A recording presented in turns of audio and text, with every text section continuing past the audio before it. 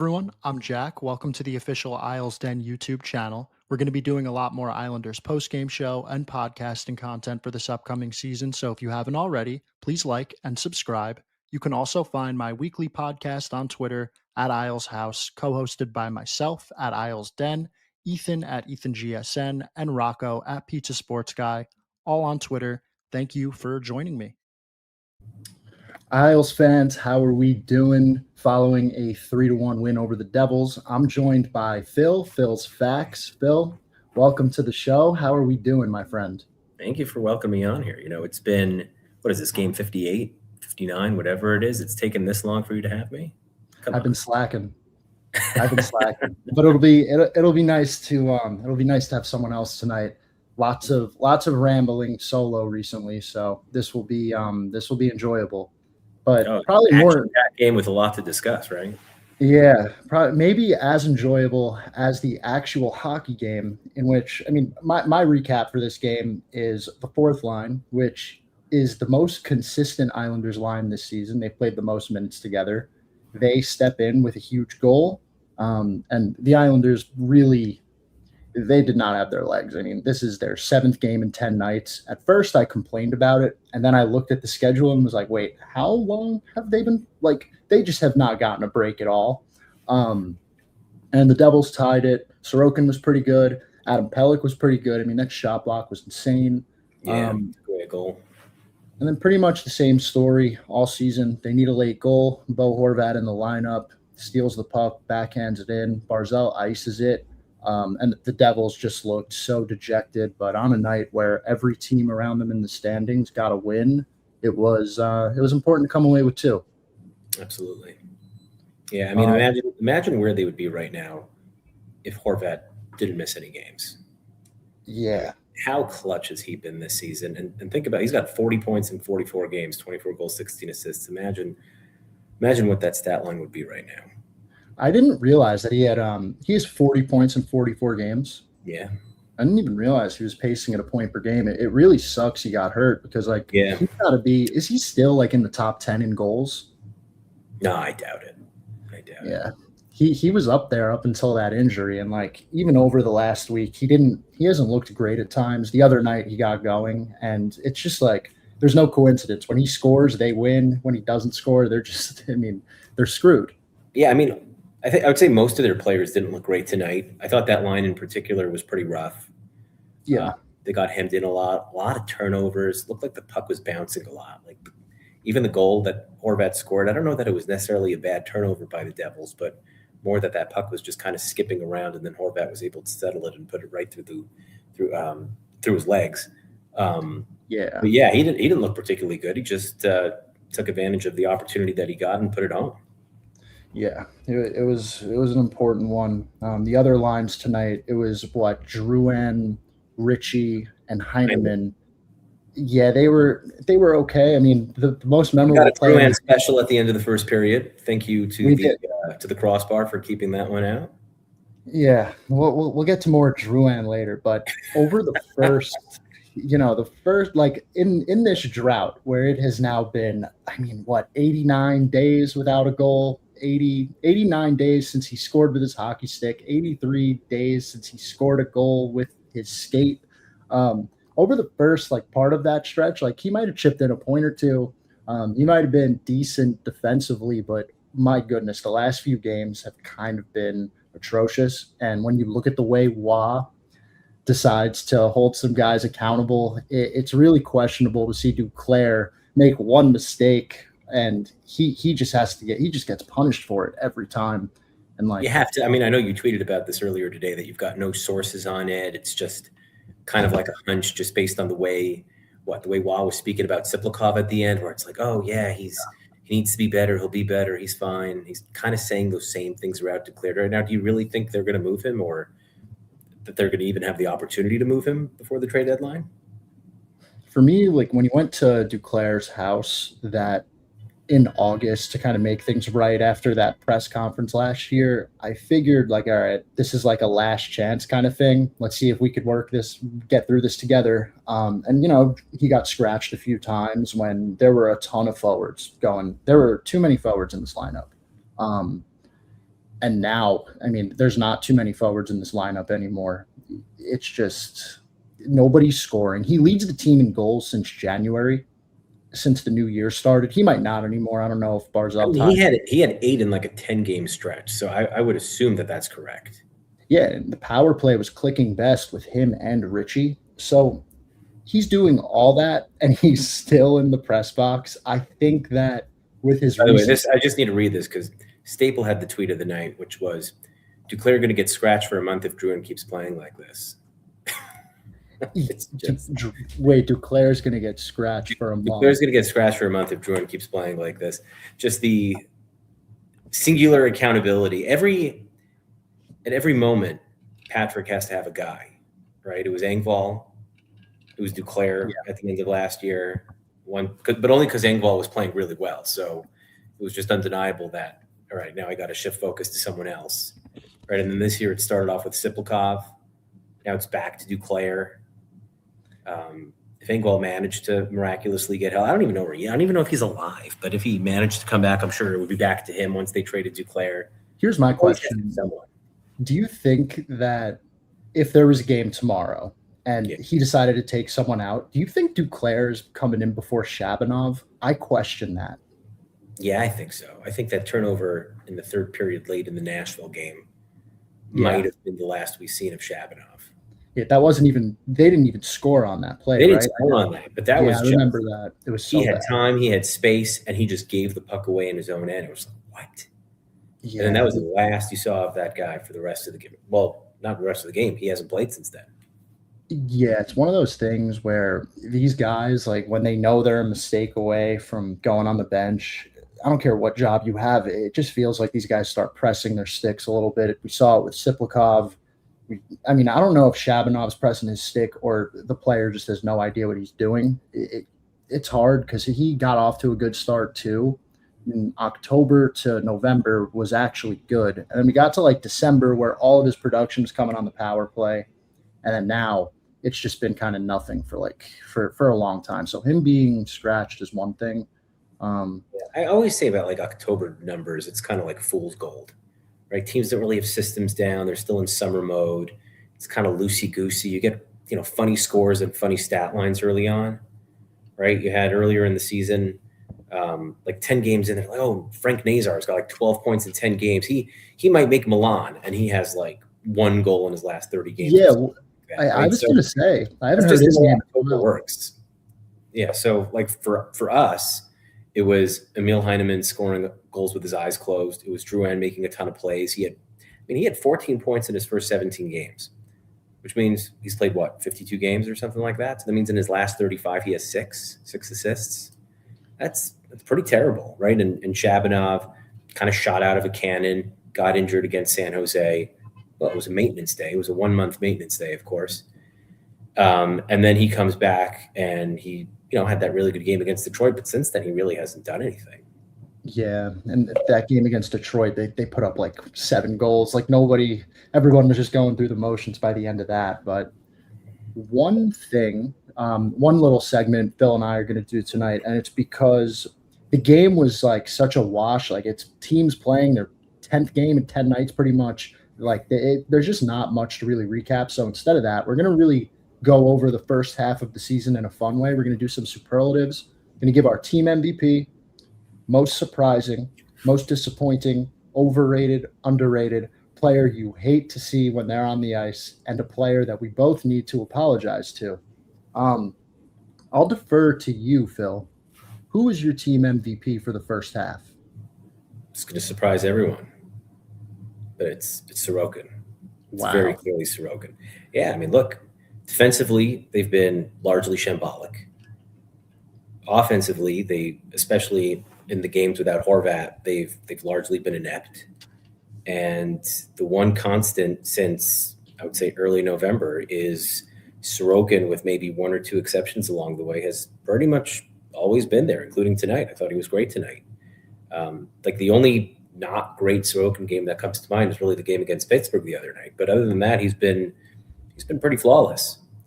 So I would say Sorokin, and if you wanted a skater, I would go to Barzal. Obviously, it would be Horvat if not for missing 15 games, but the best ability is availability. Very clearly Barzal. If you have to pick a skater. Yeah, that surprised me too. I would expect you to go the Horvat route. He missed 15 games. It's just hard to give someone an MVP when they've missed, a third of the season or a quarter of the season, whatever it is. Yeah, I mean, I'm torn between, Barzal and Schaefer. I just think that, not that Schaefer slowed down, but I think there's been a little bit of slippage from him over the past couple of weeks, not in like a crazy dramatic way. It's just we were so spoiled by him for his first 45 games. But I just think without Barzal, keeping the offense afloat for the majority, especially the majority of the time when Horvat was out, I mean, they'd be dead without him. I mean, the same is true with Schaefer. If they didn't have Schaefer, they'd also be dead without him. But I've got to go with someone, and so I would go Barzal. I really agree with the Sorokin pick or the Barzal pick, but Sorokin actually missed some time earlier in the year too, which kind of feels like forever ago, right? And Riddick had to come in and start like 6-7 straight games. He was like 7 in a row, 7 or 8 in a row. Yeah. The wheels came off at the end, but it was pretty good for a while there, more than you could expect. My team MVP has to be a player that's played in every game, just like Phil said. Not every game, but most games. I don't think he's missed one. I'm actually going to go with Adam Pelech. And it's because this guy defensively has been so locked down that he has made Tony DeAngelo a good player. And we could debate that, but DeAngelo, the first, 15, 20 games of the season when he was paired with Romanov, it was a disaster. And, people were pointing the fingers and it didn't matter. Both players were atrocious. And without Pelech, you would not be able to make up for this right side. And you could give it to Schaefer also, but I feel like nobody's given any love to Adam Pelech. I mean, the play he made tonight, that save, that was ridiculous. Just ridiculous. Yeah. When I think of guys who are really going to benefit from 3 weeks off, he's really top of mind for me. Yeah. He plays such heavy minutes.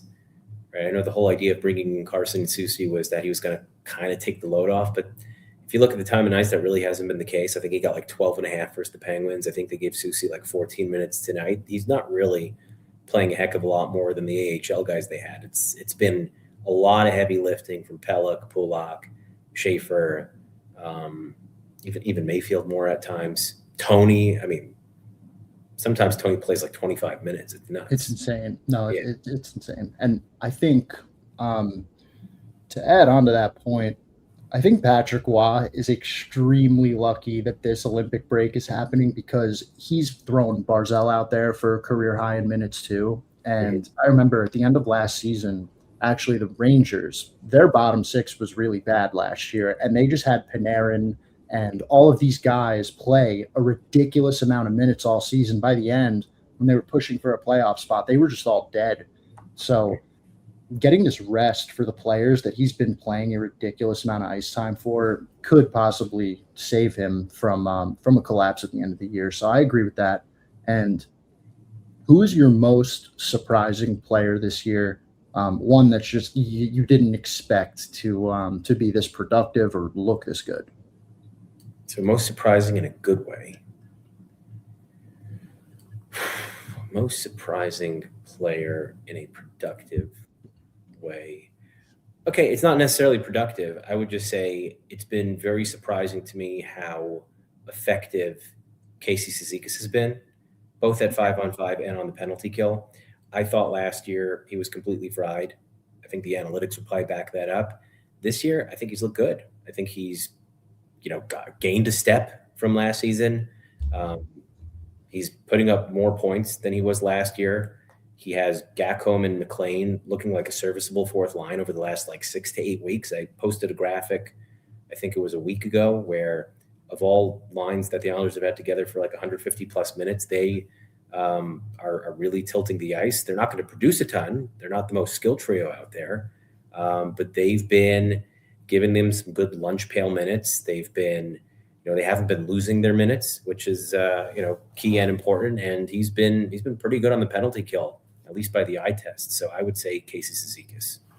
Yeah, going into the year, on our Isles House show, we were talking about guys that can like have a resurgence, and I said Cizikas, but it was because I thought he was going to be playing with like Siplikov and Shabanov or like these other skilled players, and I thought they would kind of carry him. But he got off to a rough start. But since Patrick Waugh had that talk with him, I think like early in the year, maybe it was after that like first I Rangers think it was game. in October. Yeah. He has looked like a different player since that talking to, and it's kind of crazy. So good for him. He does look great. Scored a goal tonight. Scored the first goal, finally cashing Data Dom's ticket. He has been placing that bet every game this year. But hey, the ROI is high when it hits once because who knows what those odds are. My most surprising player, I don't have another way of putting Schaefer into the superlatives, but I just have to go with him. Yeah, that's an obvious one. Whoops. Yeah, it's really obvious, but I mean, we set his over/under on our preseason show at like, I think 45 points or something. He's going to cruise through that. Yeah. I didn't expect him to like going into the season. I drafted Tony DeAngelo in like the last round of my fantasy league because I thought he was going to be running power play one. That happened for literally like a week. He's now playing against top lines across the NHL, still holds his own defensively, and he's really helped Ryan Pollock refine his game this season. So yeah, he's the most surprising. I mean, the stuff he does on the ice is stuff I've never seen Magical before. He is magical. Yeah, it's crazy. That the game I think that stands out most is that Toronto game. Like the Islanders were dead in that game. I was in the building for it, and that one play just changed everything. Even though they had to overcome a tough shift with Heineman and McWard there, but yeah, that was a hell of an assist by Drouin right there. I mean, yeah. 6 points in his last 35 games. That was one of them. You're just handing him the puck at center ice. Without that, I don't know if that goal happens, Jack. Yeah, he was trying to tee up Mercer again tonight. He totally lost. But hey, we can get to our most disappointing player this season, Bill. Most disappointing player this season. Yeah, I'm not disappointed in Drouin because I actually expected him to be terrible here. To say he's my most disappointing, I would say he is the most disappointing, but I don't know that he's my most disappointing player. I would say my most disappointing player. It's tough when your team is 32-20.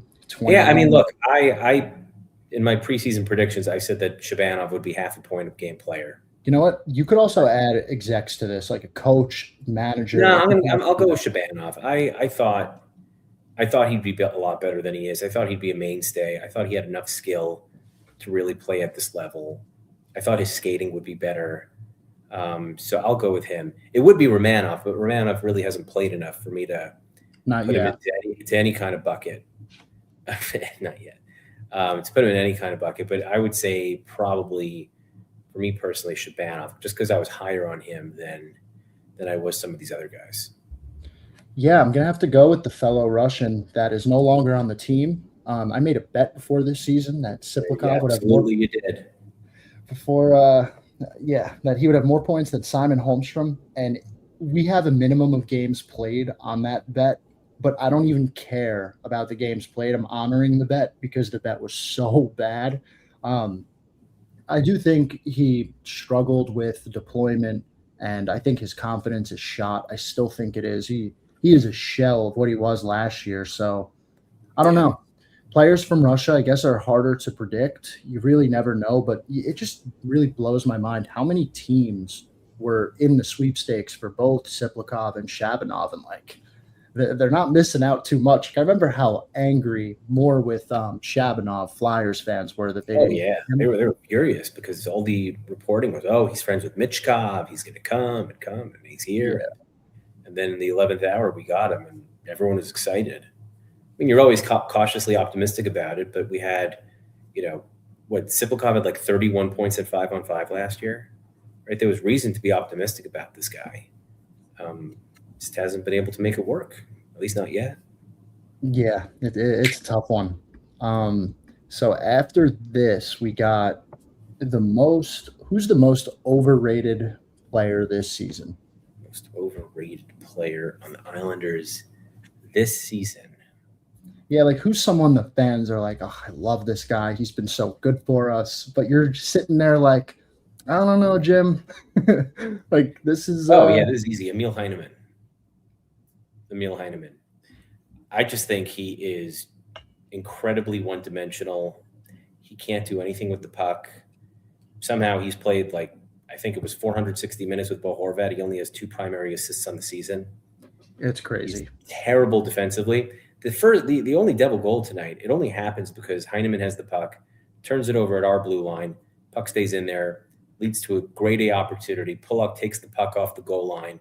They clear. Everyone's out of gas. So you've got Heineman and Richie huffing and puffing to the bench. We can't get fresh troops on because the Devils already have 4 guys in our zone, and then boom, it's in the net.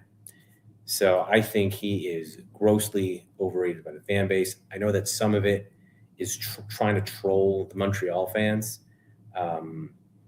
You have to win the trade. You have to objectively win the trade to be in a position to troll, in my opinion. Like if you want to do it with Bo Horvat, right? That's a trade where you could kind of hey, what's Atu Ratu up to late? There's something like that. But I don't think there's any animosity between us and Canucks fans.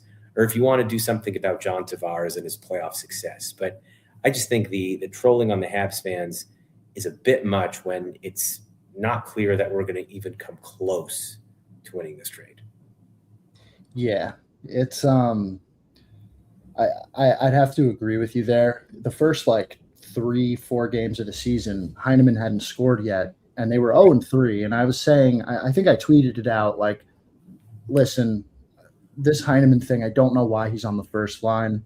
And the most disappointing part for me with Heineman actually is, with the goal scoring, I'll take it. I'm not complaining about how many goals he has, but I just thought defensively we were getting a different player. Yeah. And he hasn't really been all that good in his own zone, which is something that I thought was going to be different coming in. He's been terrible in his own zone. He's got the worst goal differential at 5-on-5 among all forwards. I think that's one of the perils of the J-Fresh cards where you see a very high percentile for 5-on-5 defense. And then you kind of look at the quality of competition and it's 9 minutes a night against random fourth liners. All of a sudden you put him in a heavy deployment type situation where he has to go against the best of the league, and he's been getting obliterated. The way those cards work when they put on EV defense, it kind of confuses me because I think Ryan Pulock isn't always I think it really benefits your EV defensive score if you're always in the attacking zone, not in your own end. And sometimes when the Islanders are in their zone trying to prevent stuff from happening and they need a good stick or a block, I feel like Ryan Pulock is pretty good at that, but his EV defensive score does not reflect that whatsoever. Do you have any insight on how that stuff works? What you're saying makes sense though, because if you're getting peppered with shots and you're getting the wave shots, each of those shots is it's a chance against, it's a scoring chance against, a potential high danger chance against. So Adam Pelech makes a beautiful kick save on what was basically an empty net. I would assume that would show up pretty negatively on the stat cards because that's a golden scoring chance that the Devils recorded. When in reality, Adam Pelech just made a beautiful defensive play. That actually does make a lot of sense. But my most overrated player, this is a tough one. I have to say it though. For me, it has been Anders Lee this season. So there you go. I think he really early in the year he scored a massive goal to win a game in Ottawa. And that was I think personally, that was a real season-changing win. You go to Ottawa and you lose that day, you're 1-4 on the year. He wins them a game, and I think he played pretty well for a couple of months. But he's going to benefit from this break big time, and he might make a big. I knew you were thinking Lee. The only reason I wouldn't say Lee is because I think he is hated by a good majority of the fan base at this point. Really. He's slow. He's old. Get rid of him. He stinks. So I think he's either properly rated or even slightly underrated. But I can understand why you would say that. I feel like when Lee is going into the boards to retrieve a puck, I feel like he's not winning those battles at a high enough at his Tonight he was usual. though. Only tonight he was. But I He understand was good tonight. Tonight he was good. His board work was good tonight. But against Pittsburgh, it looked like he was getting tossed around a bit. I know, 100%. And he's just like he just looks like a little bit a step slow here and there at times. But yeah, look, like he can still come out and how many goals does he have this year? Like 12, 13? 11 goals, maybe 20 assists. Yeah, and he's the type of player that just will randomly go on a heater. But yeah, it's been tough without Palmieri. Like with Lee and Palmieri, I feel like a lot of fans just like look at these two as the same. But Palmieri has just been a lot more. I don't know. Like my eye test just shows me at this stage like he's a better player. And like I didn't think Lee was gonna make up for that himself, but you were hoping he would. But yeah, I hope it gets a little bit better in the second half. But like the last 10 games, these guys that are getting a little bit up there in age, like they're not benefiting from 7 games and 10 nights. So he's probably not looked as great recently due to that. But hopefully he gets it going. What is next? Okay. Player you hate when they're on the ice, you're just like something bad is gonna happen. Yeah, Drouin, it's Drouin. Doesn't even need explaining. It doesn't. It's kind of crazy because early in the year, he was out there when like the other team's pulling the goalie, and he was like pretty decent defensively. But right now, he's kind of a turnover machine, and the play creation that we saw early on, like it's really gone. It's just evaporated. He is a shell of himself too. And I don't know. Going into this year, I did not think that he was going to be I didn't think he was going to be good defensively at all. So that's been kind of surprising, but it's just gone right back down to earth there. And when the production dries up and you're not a goal scorer, the fans will turn on those types of players in a heartbeat. Yeah, for sure. My player hate when they're on the ice. Guys, I know we just traded for him, but I can't do it with Carson Soucy. I can't do it. He is like, when he is out there with Mayfield, I feel like I'm watching the 2025 Islanders that like didn't have Schaefer, that when Tony DeAngelo came in and Boquist and Perunovic, like you felt like they had great speed because you were watching all of these guys hunched over trying to get to pucks and clear them out of the zone. Like when they try to break the puck out, Mayfield and Soucy, it's a disaster to watch. And Soucy made a great pass to Connor Brown tonight of the New Jersey Devils. The other night, a nice 2-on-1 to start the third period. Yeah, and the other night against the Penguins, Drouin got benched for this play, and he's been atrocious. But Soucy goes to clear the puck, he can't. The Penguins player rips it right down, puts it to the net. They score. Later in that period, it was a 4-4 game. Right after they tied it, and Soucy's on the ice, and the Penguins almost score again. And it's like, how does anyone think that this is helping? And I get that he's when you're looking for help and you want to build a contender, the best thing to do is look at the worst team in the conference and add their worst defenseman. It's insane. Like it really feels like that was the then go across the river and then ask the team for their worst contract and take it back. Yeah. And then pat yourself on the back and go back into hibernation. And I think the reason it frustrates me so much is we saw 2 games of Isaiah George, and was he perfect? No. And did I watch the first game? I actually couldn't. So I only saw the game in which he had an assist. Beauty assist. Looked pretty good. And the thing is with Mayfield is like he benefits from someone that can either skate or move the puck. And now you have 2 guys that can't move, but I get that Soucy's eating these penalty killing minutes, but is it worth it, Phil? Is it worth it? No, I don't think so. But we got the 3rd round pick back. I don't care. Yeah. I'd rather have 2 3rd round picks. What do you want from me? Yeah, something that like a lot of fan bases do when it comes to their GMs making a trade. Everyone is so anxious about being the winner of the deal, and everyone is so polarizing with the takes after. Like when the Wild traded for Quinn Hughes, like that was a sick day for that team. And people are like, oh, they gave up too much. He's got 2 years left on his deal. Like they're trying to win a cup. Yeah. They're trying to get Quinn Hughes. It's not It's just too much galaxy braining. Like, this guy is just not a good player. That's Great. it. I can't watch him. A more fun one, a player that you kind of shit on, and both of us, and we have to apologize to. You can go first. Yeah, I mean, I already used Sorokin for MVP, so I'm going to go with David Riddick. He was horrible last year for the Kings, and he was horrible in preseason. And then coming to the season, I said they should probably waive this guy because he's cooked. Lo and behold, this guy, up until recently, of course, I mean, since the calendar year turned 2026, he's been pretty bad. But I will give him the benefit of everything he did for us up until Christmas and a little bit beyond, where he really kept the team in it. Not only kept the team in it, I mean, they were winning games because of him. So I will say, David Riddick, I owe you an apology. Yeah, that's familiar with your game. That's a great one. I'm kind of with you on that. When we signed David Riddick, I was so upset. And it's because I've watched this guy for so many. I remember him on the Predators. I think the Flames, maybe. Flames. The Leafs. I remember on the Leafs, the guy couldn't find his posts. It was just wild. Him on the Leafs had to have been a disaster. It was a disaster. Yeah. He didn't play much, but he was bad. Yeah. I just thought that this was going to be not like at the end of Hogberg last year situation, but I thought this one was going to be really ugly. But I did have a little bit of faith. He shocked me. Got a little bit that for his last. I mean, what do they got? 25 games. So he'll probably get 6 starts. Let's call it. I just hope he looks good. I hope he looks good. He's come down to earth a little bit. They won a game with him recently, right? Nope.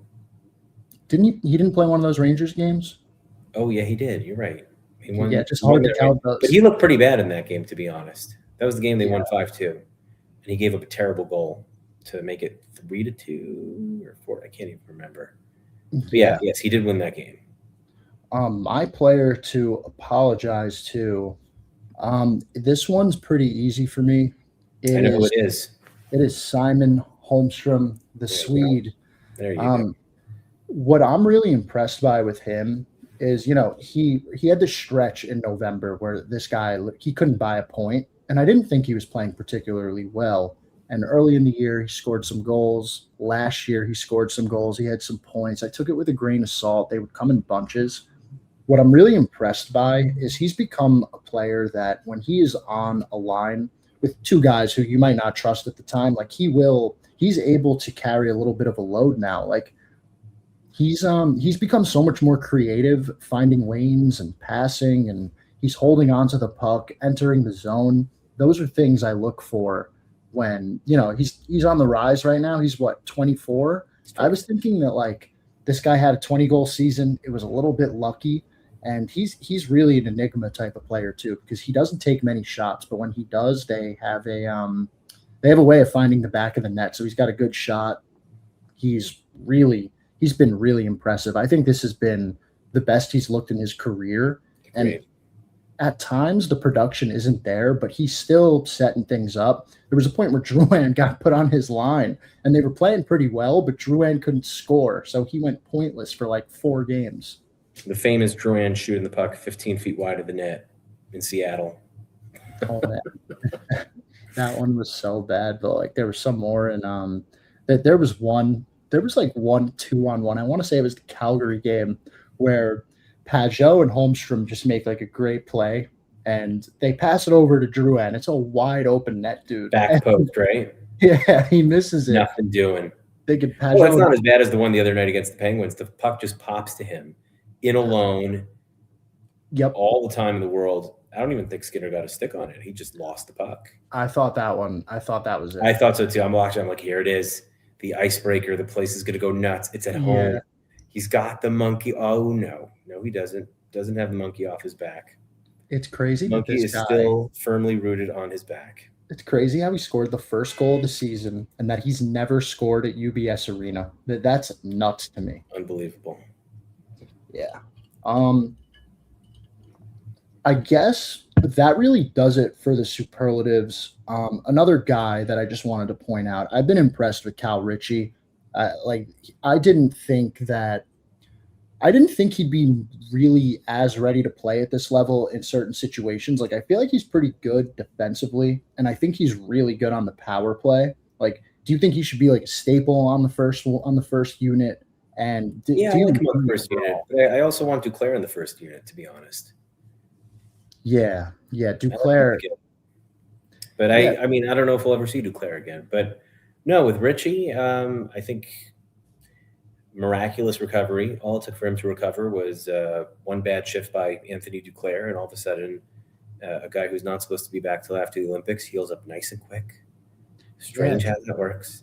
But yeah, no, he's got obviously impressive skill. I think he'll only get better. He's big, he's fast, he's got good hands, he's got a good shot. I like him a lot.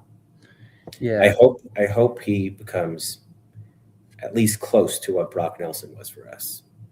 yeah, I was going to That's bring what that up. fans have to understand. Like, I think people underrate how good Brock was for us, especially as he came into his prime years and found himself and became a true top 6 centerman in the NHL. And this year, this is not an exaggeration. He is one of the best centermen in the National Hockey League this year. It's kind of sickening. He's been elite good. And you could say, oh, it's Colorado and blah, blah, blah. You know what? Players have failed in Colorado. There have been players who have come in. Casey Middlestat looked like garbage in Colorado. There's no automatic altitude advantage. Yeah, it helps when you're playing with some guys, but he doesn't play on the McKinnon line. He doesn't play with him. He doesn't. He plays on the other line.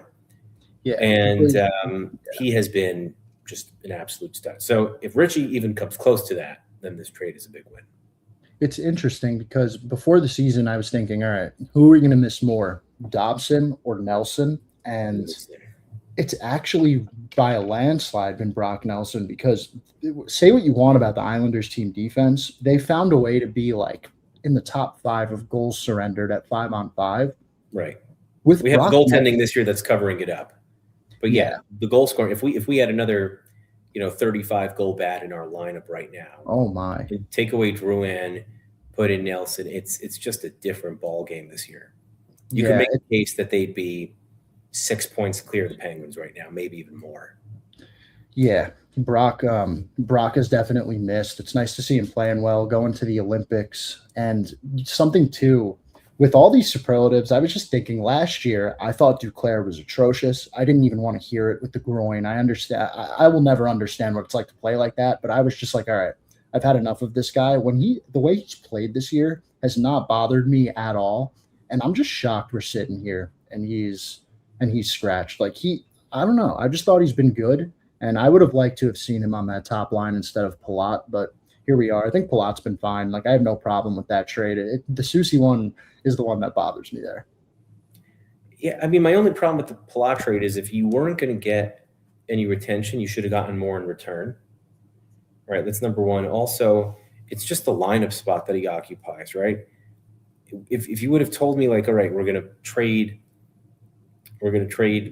even if you would have said we're going to trade Duclair, we're going to trade Drouin, we're going to trade someone, and it's not going to take up a lineup spot next year, and we'll have more flexibility, and not even cap flexibility, just like personnel flexibility. Oh, but Phil, we're going to buy him out. Like, what, really? You think Darsh made this trade to buy the guy out? Like, are you out of your mind? Come on. He's not buying him out. He's going to take up a spot. Like, I just don't know that I would want to commit a spot to this guy next year, unless it was someone who has term next year going out. Preferably Drouin, of course. Well, he took Tsiplikov wasn't playing. Yeah, he wasn't. Right. I think that the reason Cal Ritchie hasn't been playing has more to do with the fact that they just didn't know where to put him now that Palat was here, as opposed to whatever minor lower body tweak he had. Yeah. And one more. I watched Cal Ritchie play tonight. He was ready to play against Washington the other night too, or against Pittsburgh. 100% he was fine. A little weird there. A little weird that Cal was magically healed after not being supposed to. What do you want to do for the trade deadline? What are you looking to add? Are you looking to sell a little bit? I think I'm kind of okay with standing pat for now a little bit. I think we have to wait until that day to really get a good feel. Well, I pointed this out last night, just like last year and the year before. Somehow, we always end up on the West Coast on the California trip when it's trade deadline. So I would assume if they're going to be adding, that any additions would happen before we fly out to San Jose or LA, whichever one comes first, which means that we have 3 games from between now and then. So I just don't know that you're going to learn a lot in 3 games or even in 4 games where anything could happen that would dramatically alter the course that Darsh has set. Like by now he should know. If he doesn't know, then he doesn't know what he's doing, right? If you're waiting for 4 games to figure out like, well, I got to see exactly what we are 4 games from now. So I could no, come on. That's a little too short-sighted for me. So it's really once you made the Palat trade, once you made the Susi trade, once you've kind of like indicated to this group that you're somewhat pot committed, even if we don't necessarily like the additions to the team, you either need to, go big and add that bat that replaces Brock Nelson, that production that you've lost. I don't know who that is. Like, oh, what it is it? And what, I don't know. That's not for me to figure out. I'm not a general manager. Let him figure that out. Or alternatively, if you just don't believe that this group could compete in this Eastern Conference field, then I think you kind of have to sell. No? Yeah. I just can't get I struggle with Darsh because I don't know what he's going to do. It's a little bit unpredictable, but one thing that I will point out, I think he enjoys the cameras a little bit. I think he enjoys making a splash. I mean, this guy's face, making YouTube videos, and he's hopping on the missing curfew, and he's hopping on like so many different podcasts. He went a little bit dark for a little bit, but he's back and he's all over it. So I can see him trying to make like a big splash ad, and I don't know if he were to sell. I think the only piece he's going to trade away is Pajot and hope that Richie can slot in as a center for him. But I don't know. Maybe they should. I could see him doing something like very minimal, like Ilya Mikheyev. Just like, do one piece and that's it, and then we'll see how we compete in the playoffs, and then I'll worry about everything in the summer. Yeah, my gut tells me that's the kind of thing we're going to see. That's just what I think. I don't think he's going to move anyone out. No Pajot, no Lee. I think it's going to be a middle of the lineup player. I don't know who comes out for that player. Probably Duclair, right? Because there's a decent chance Duclair gets moved out in a deal like that. But I would not expect anything dramatic one way or the other. But who knows? I mean, I'm open to being surprised. I think everything has been surprising so far, right? If I would have told an Islander fan on October 9th when we started the season, all right, close your eyes. We're going to get to the Olympic break. We're going to be 3rd in the Metro. Like, okay, I think most people wouldn't have believed me, right? No. And the way we did it is because Horvat's having a career year, Barzal's borderline having a career year. Sorokin he's not the Vezina favorite. I think he's tied with Vasilevsky. But he's going to be 1 or 2 in the Vezina voting. We're going to have the runaway-ish Calder Trophy winner. And then right before the Olympic break, let me tell you guys what we're going to do. We're going to trade for Carson Soucy and Andre Palat.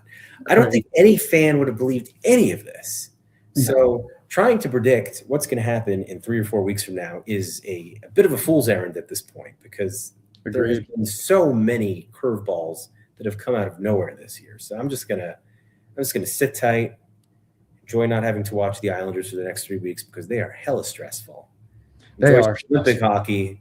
Root on my Canadian team. Yeah, it'll be 3 weeks. You get to root. You get to play. You get to have Bo Horvat on your team. This is gonna be the first time I'm rooting against him. Man, I got 2 passports. I get to play both sides. Right, I'm from Long Island. I live in Toronto. I've got both citizenships. Yeah. So I can't lose. I forget which country is Palat representing. Is he Czech? I want to say he's Czech. Let me look it up. Yeah, you're correct. Are they? I feel like Sweden. The Czechs have like 1.5 good lines, right? They've got They've got what? Zaka, Pasternak, Natchez is probably their top line. Yep. And then they've got Hurdle, Palat, someone else. I know Hedl got snubbed because they don't like his concussion history. And then there's just like a steep drop off after that. Like, I feel like the Czechs are the kind of team that could give a team like Finland some trouble. Yeah. I think the Germans could probably give like Finland some trouble, but yeah, I don't think Finland's great. No, Barkov's he's just too big of a loss for them, I think. Yeah. I mean, they're very clearly the 4th best team, but I think like the Czechs, Germans, the Swiss, I think those teams could give them trouble in some of those matchups. Those are the only, to me, those are the only other teams that have like high-end talent on them, where they'll be able to put something together if they load up their elite players. Germany has what? Germany's got Dreisaitl, Paterka, Stutzla. Who else do they got in there?